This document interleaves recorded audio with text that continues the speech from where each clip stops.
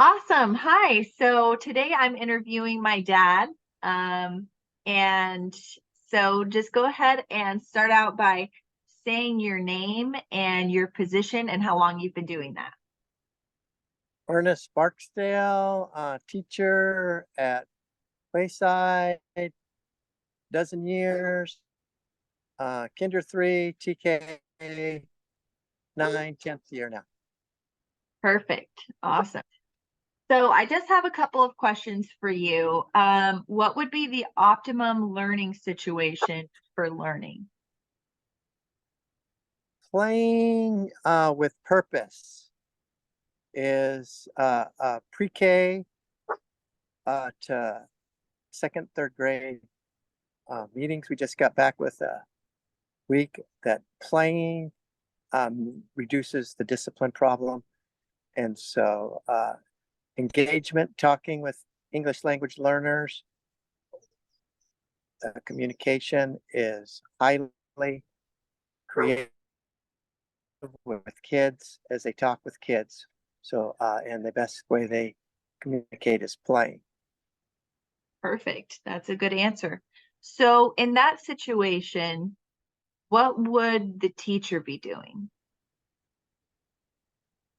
Teacher optimally will be asking open-ended questions, and there's with developmentally appropriate uh, pre-K to second grade. Those kids are developmentally at different stages. So the knowledge of questions could be posted on each play area, and they can ask open-ended questions.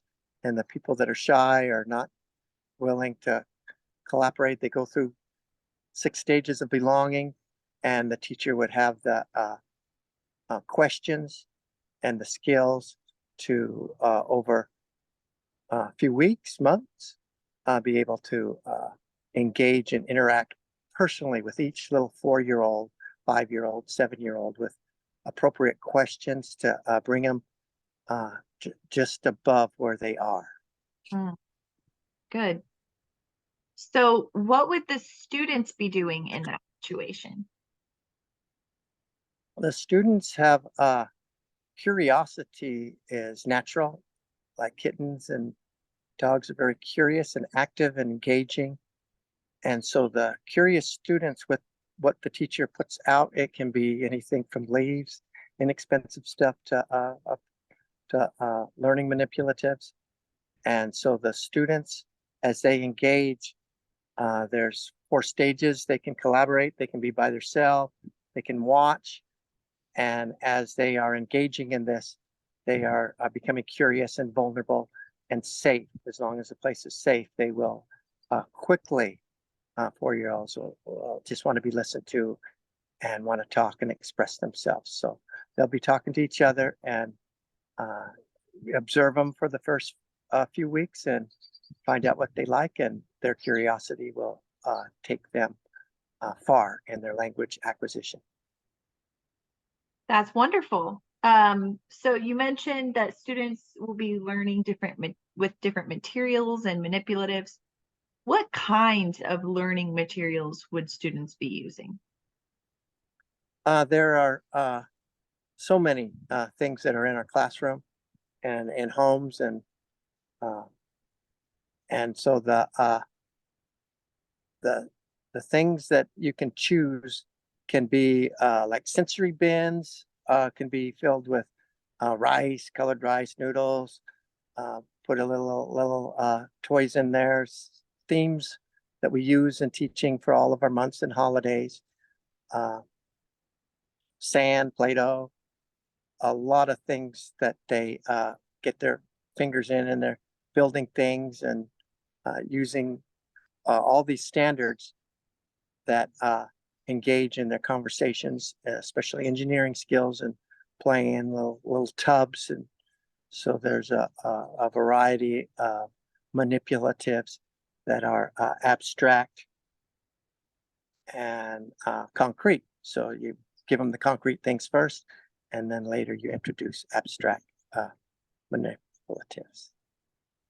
Wow, very, very interesting. Okay, my last question is about assessment. So what would assessment look like in that context? They've definitely found out that, especially the uh, English uh, language department, that this age group, 4, 5, 6, is not going to do well. The kids are not going to do well with what letter is this, what sound is that, asking direct questions. So the assessment in pre-K, DL, uh, uh, their DLDP, I think it's called. I'm not pre-K, but they use that term. They have 3 different ways of assessing the child on one foundation, one skill, and that's observation. And you can ask a kid what's red, and then and keep going on with all the pre-K things that they need to know before kindergarten, and that can annoy and be not fun or playful.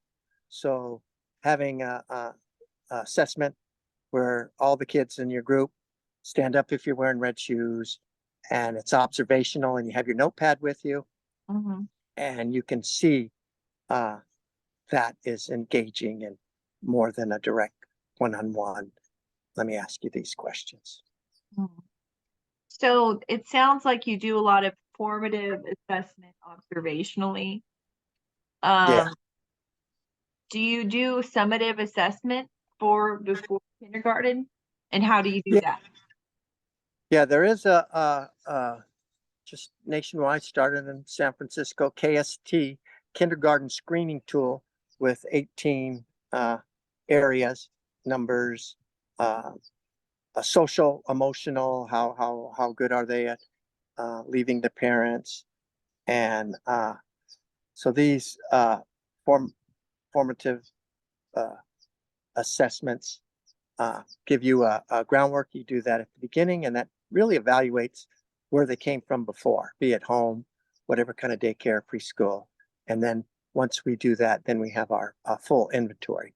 And having them in centers is the best way to assess them. Very, very good. Okay. Well, that is all the questions that I have. Thank you so much for joining me for this fireside chat.